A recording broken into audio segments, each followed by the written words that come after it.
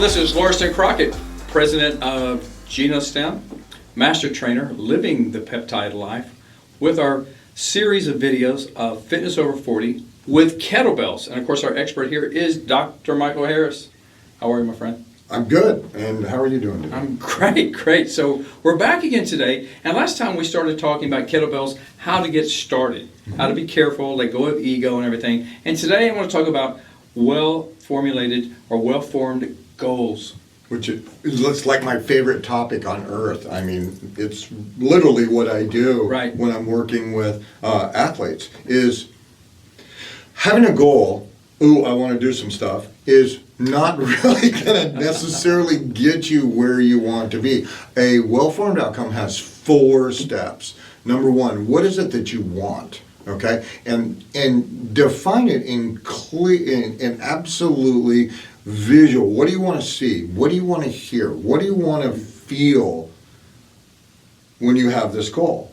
The second step is going to be, when do you want that? Okay, and that can be kind of tricky in fitness. We don't know what existing health problems, if any, or existing injuries. Because everybody always wants it now. Yeah, no, Take their time. They want it 2 weeks ago last Thursday. Yeah. So adjusting your goal, and you may have heard of SMART goals, but we're just not going to go that far.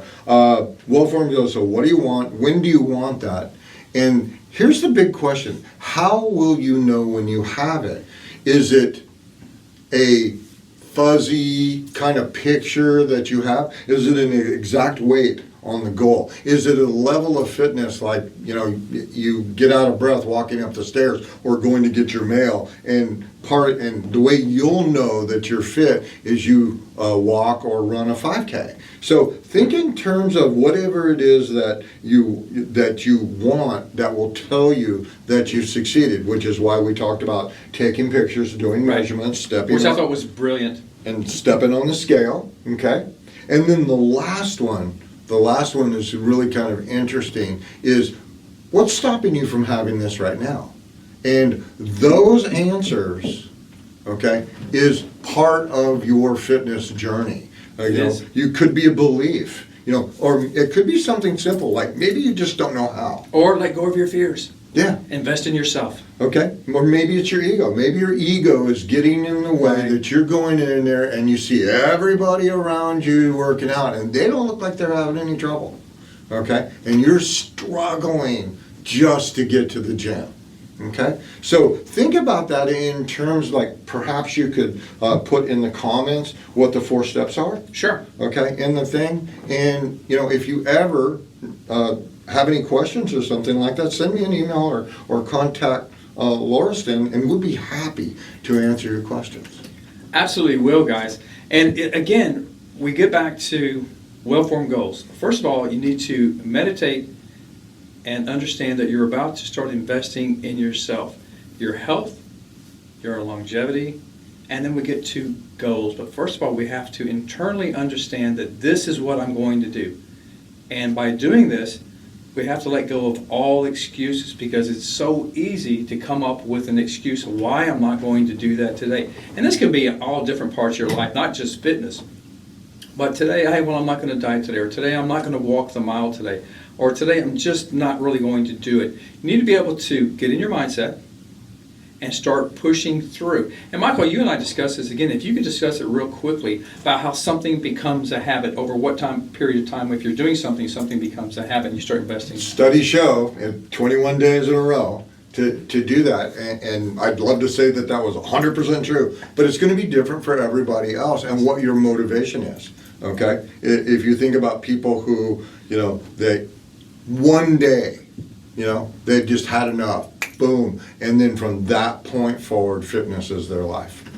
Okay, and or you hear people who do a really big goal. I've known several people in my lifetime that have climbed a big mountain. Mount McKinley was one of them, and Kilimanjaro. Oh, wow. in Africa, and that's a beating, and they weren't ready for it, but they did it anyway, and they survived. Thank you, but. That's what told them they were done. That's what told them that they were done. And I think it's also important to mention that most people, when they have a fitness goal or have a weight loss goal, they plan to that number. They plan to that level of fitness. Right. And I want to tell you, you need to plan past it. What are you going to do 5 years from now? Yes. What are you going to do 5 years from now? You've lost the weight, you look great, you feel fabulous, your doctors are no longer yelling at you, or you've managed to get off of those medications.